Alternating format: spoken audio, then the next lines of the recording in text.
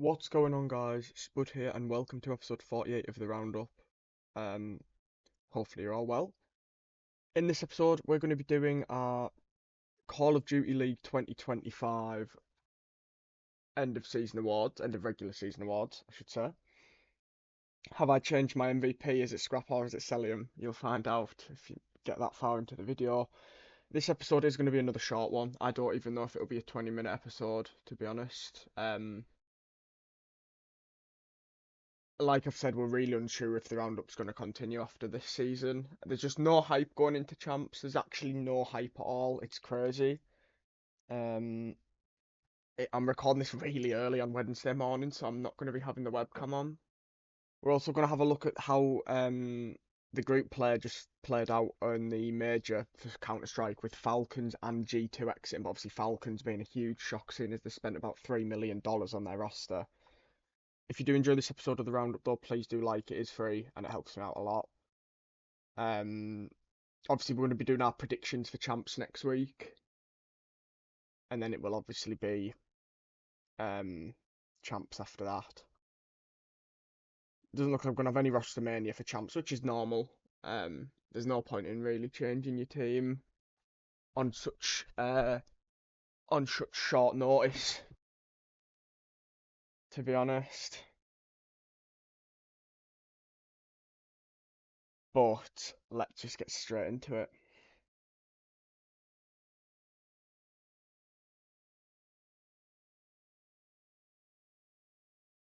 So, end of season awards. Now, there isn't that many I've done, so we're just going to get into it. We're going to start with the coaches. So, my honourable mentions are back this year, so we'll look at the honourable mentions first. It's going to go 5-1, and then obviously we'll decide who number one coach is. Obviously, last year we actually went for Vios from LAG. He didn't even get in a coaching team in the main league this year. So I put Shawnee from the Boston Breach because I think Boston Breach have done okay this season. I think I didn't expect them to make champs with this roster. They haven't changed the roster all year, but they made champs, comfortably made champs as well. So I'm pretty happy with that. And I've put Clayster because I think you could tell the improvement that Vegas Falcons did have. Yeah, they had a really, really bad season. But they finally won a couple of series. They won a series online. Xnid turned into a good player. You could see that the Saudi players did get better. But obviously it's just Xnid now, and Xnid's the only one that will be there next season, I think. So in 5, I've put methods, and I'm not on about methods from Optic before you guys. So it's obviously other methods from Miami Heretics. I think 5th might have been a bit harsh. I think it could have potentially been higher, but to be honest, 3rd, 4th, and 5th could have been anyone. I've gone for methods though 5th. The main reason I've gone for him in 5th is just because obviously I think Super coming in has made that team a lot better anyway, and I don't think that's a coaching. I don't really think that's a coaching um that they've not got better because of coaching for that reason. 4th, I've gone for Flux from Ultra, Flux, Draw, whoever you want to pick. I think Ultra obviously losing Scrap, it was going to be a tough year for them, but I think they've done a pretty good job and they should be really happy with how they've done. 3rd, I've had to go for Rambo, even though Surge have had 2 top 12s, they've also had 2 grand finals. And I know people might go, oh, it's because they brought Neptune in, but obviously they're doing some things right. I think it would be harsh for them not to be in the top 3 for the season, the regular season that Vancouver Surge have had. I was going to put Brian Saint, but it was just the drop off after Major 2 for me that I just decided not to go for the Royal Ravens on the honourable mentions, but I probably should have. I've then put Crowder in 2nd, ahead of behind Shane and Sender, because I just think that FaZe obviously, they started the season off well. You could argue this is either way. Both teams won 2 majors each, right? Thieves won 3 and 4, FaZe won 1 and 2. Both teams also won a minor each, but that sounds really bad out of context. But I just think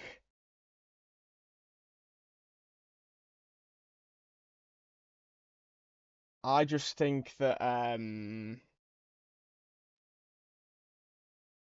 I think Thieves look stronger going into champs, so that's the reason that I've gone for Thieves. I put Shane first, but you could put either of them at 1 or 2. So top five ARs in the 2025 season. So my honourable mentions got a Dashy, Ghosty, Nasty, Super, and Beans. Super is an AR, isn't he? Because it's metals and it's. Is he an AR? He must be, unless metals changed to AR again. But honestly, I've not even noticed that if he has. I'll put him on there anyway. Top five. Now this might give away who I'm putting MVP. Abuza in fifth. I think he did well, but he did drop off a bit towards the end of the season. Draza in fourth. He had a really good season, but he did have a few bad games in the big moments. Renkor in third. This guy was absolutely superb all season long. Um, and yeah, he really, really impressed me.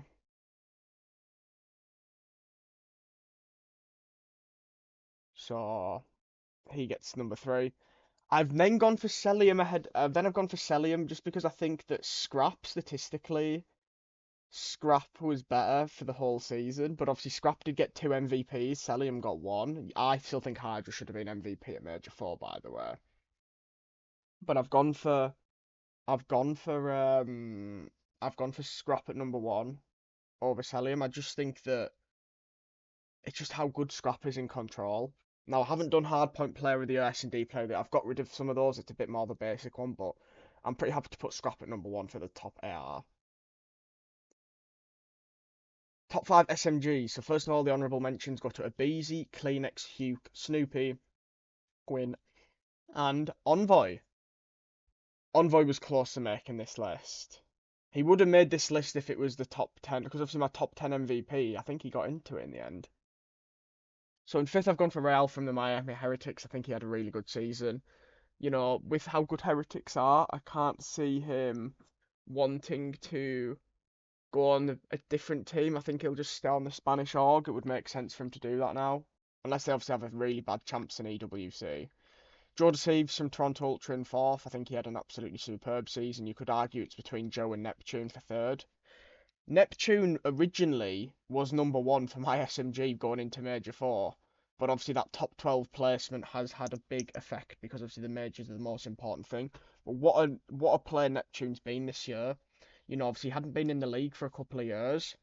He also went back to Halo during this time, and he's come in and he completely changed the Vancouver Surge roster for the better, and now they're obviously looking really good going into champs. Obviously Major 4 was a bit of a downward spiral, but I think they'll bounce back. If FaZe had won Major 4, Simp would have been first here. But because Hydra won, and in my opinion, Thieves won, and because in my opinion, Hydra should have been MVP for that event, I have put Hydra as the best SMG this game, even though he struggled in Split 1. Yeah, he was really good this season. I mean, he is a superstar. Obviously, Hydra and Simp are both superstars, but yeah, he really impressed me this season. Um, So yeah, I'm pretty happy with that. You know, it's close. Obviously, Simp got an MVP. Hydra should have got an MVP, but I think that Simp actually did have a pretty rough stage three and part of stage four. He was actually quite poor. So I have gone for Hydra in first. So it's all-star teams now, and obviously it's the best two ARs and the best two SMGs on team one, and then for the subs, and for the second team, it's the second lot. Pretty straightforward who I'm going for based on the ranking. So it'd be Scrap, Celium, Hydra, and Simp. Brilliant team. And then the second team, which, if this is actually voted as the second team, it's very rare for it to be so many different teams in like, you'd have Miami FaZe, Surge, and Ultra in the second team. I mean, literally last year's teams, wasn't it? Only Optic FaZe, New York, and Ultra, and the only players from Ultra and was Kleenex in it? I don't even know. I can't actually remember who was in the teams. I know Dashi and Shotzi were, and obviously Scrap and Sally were in the first one, but yeah. That's my prediction. That's what I would go for, sorry, rather than a prediction, but let's see what happens. So, Rookie of the Year time. I think I've made a mistake here. Oh, wait, no, I haven't. No, I haven't. No, I haven't. So, Kicks and Rex are going to be the honourable mentions. Obviously, Kicks only really played a little bit before he went back to Saudi Arabia for personal issues. Never saw him again in the CDL. Don't think we ever will, but he did quite good. Obviously, didn't win a series, but he was good. I've put Rex as well as an honourable mention. Obviously, he's played a split and a bit, because he played a bit of split 3, I think. Didn't he had one or two decent series, but he didn't show much. Obviously, he's in champs. He's going to be in EWC, so let's see what happens with him there. In fifth, I have gone for Lunas from LAG. Obviously, he was on the roster for a few stages. Had a few decent maps. Obviously, didn't do too much, but I think he deserves to be on the top five. Xnid is in fourth. Maybe that's a bit harsh because obviously he's obviously a fan's favorite. Xnid, everyone likes Xnid. I think he's had some really good series, but I have decided to put him fourth just because I think the other three people are better. Ultimately, I know that's a pretty boring answer, but it's the truth. Yeah, so Xnid in fourth. I put Mercules in third. I know he's only played Major 3 and like literally the event at Major 3 and then Major 4 split. But he's been so good for Optic and obviously played really well for Ultra, and I'm really looking forward to see how he does at Champs and EWC. Obviously, Optic got to Champs Sunday during Major 4 for the first time this season. Let's see if they can get to. Let's see if what they can do at Champs. Super is in second. Now, you could argue that Super's impact has been better than Renkor's since Super came into the team, but it is Rookie of the Year, not Rookie of the Split. And Renkor has been the best player on the Heretics team all season anyway, and I'm pretty happy to put him in second, with Renkor clearly being first. This is not even a debate, Rookie of the Year this year. Last year you had Gwyn, Abuza, Estriel perhaps. This year it's easy, it's Renkor. MVP time. So obviously we've got 6th, 7th, 8th, 9th, 10th there. Joe Deceives in 6th, Rencor in 7th, Draza in 8th, Real in 9th, Envoy in 10th. Obviously I've kind of given it away who I've changed. I've gone for MVP, even though my MVP ladder finished with Celium at top. So Neptune is 5th, Simp is 4th, Hydra's 3rd, Celium 2nd. I've only put one L in his name, I've just realised that. And I've put Atalanta phase on Simps rather than Atlanta. Whoops. Scrap is my MVP for this year, and I think a lot of people will go for that. I think it will be given to Scrap, to be honest, with them getting 2 MVPs. But let's see what happens with that, because it could still be given to someone else that we just weren't expecting. You just have to see, what happens there. What do you guys think down below though of my choices though? Like, do you think that I've picked well here? Or do you think I could have potentially, have I gone for boring choices or what?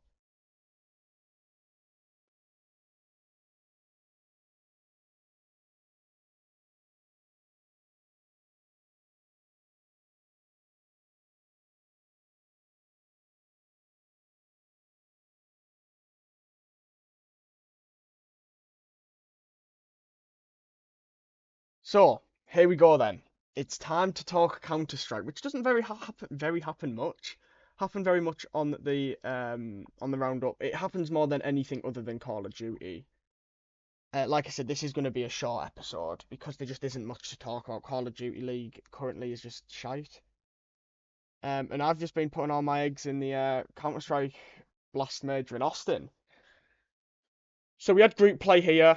Basically, if you're green, you win. You have to win 3 games to get to qualify for top 8. 8 teams obviously go through to the playoffs, the quarterfinal main stuff, which we'll do our predictions for as well. That's where it'll be in front of fans and stuff like that. This is obviously all on LAN, but it's not in front of fans, this bit. So, Spirit beat Pain.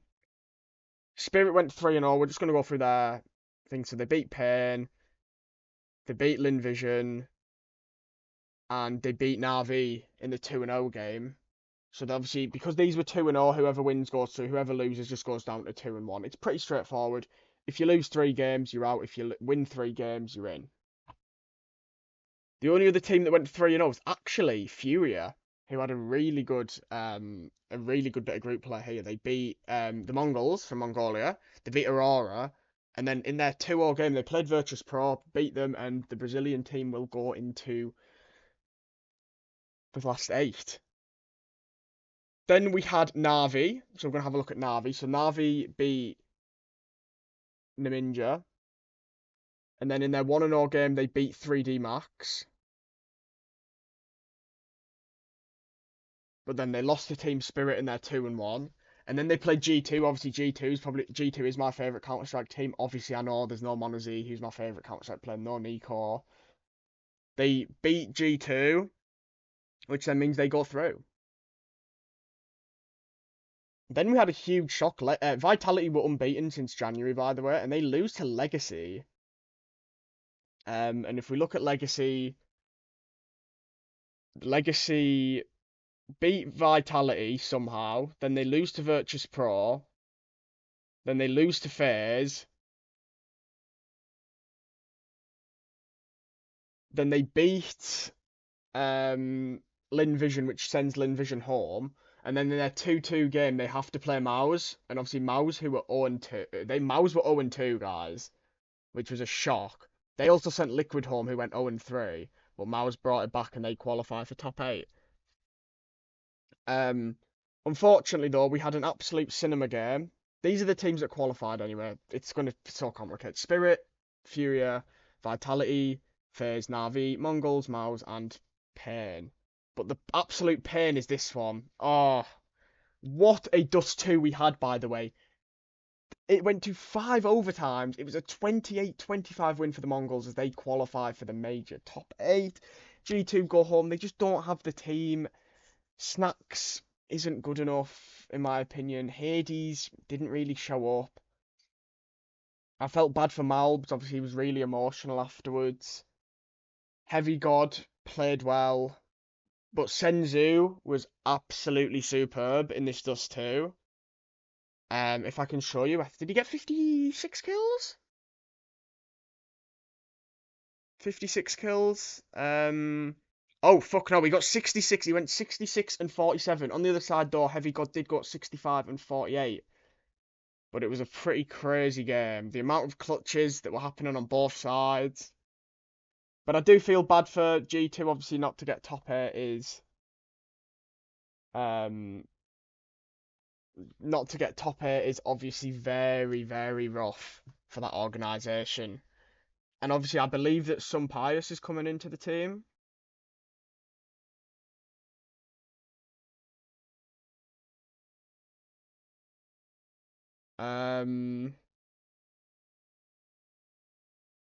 Yeah, I believe some Pius is coming into the team for Hades, but yeah, Hades didn't show up here. We'll now do our predictions for the top 8. So we've got Furia versus Pain. I'm gonna go with Furia. Is there actually a way you can? Oh no, you can't do it like that. Would have been nice if you could. So yeah, Furia to beat Pain. This is close. Will Simple get the win? I'm gonna go FaZe to beat the Mongols, so we'd have Furia FaZe. I'm gonna go Vitality to beat Na'Vi, and I'm gonna go Spirit to beat Mouse. Semi-finals, Furia versus FaZe. I'm gonna go with FaZe to get to the final of the major with Simple in the team. So FaZe will beat Furia. I think Spirit will beat Vitality. So it'll be a FaZe versus Spirit final. And I think that no. I don't know who to go for between Vitality. No. Vitality will beat Spirit and it'll be a FaZe versus Vitality final. And I'm gonna go with Vitality to win 2-0. Because it was a best of 3. I'm pretty happy with that. Yeah, Vitality will win this in my opinion. So obviously, like I said, it was just going to be a short episode today. Next week's episode will probably be won't be as short because we're going to be doing our predictions. We're going to be doing our predictions for the champs weekend. Obviously, we can look if there's any challengers champs that I can predict as well. I am disappointed with the lack of marketing going into champs. It just feels like they're just waiting for it to happen now. Optic, as Benji and Nassim did say, Optic did kind of save. Optic did kind of save champs, in my opinion, last year by putting on a brilliant event and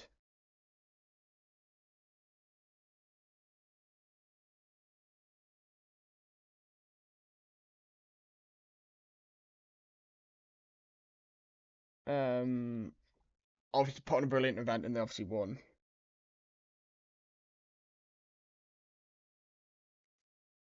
But thank you so much for watching this episode. Obviously, it's a really short one. This is the shortest episode we've ever done on the Roundup.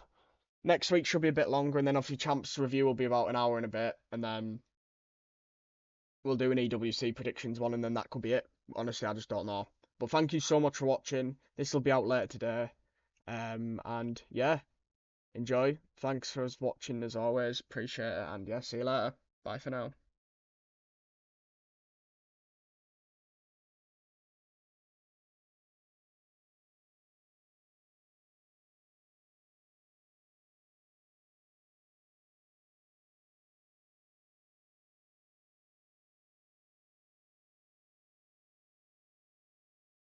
Oh fuck, I haven't ended the video. Well, bye for now for real.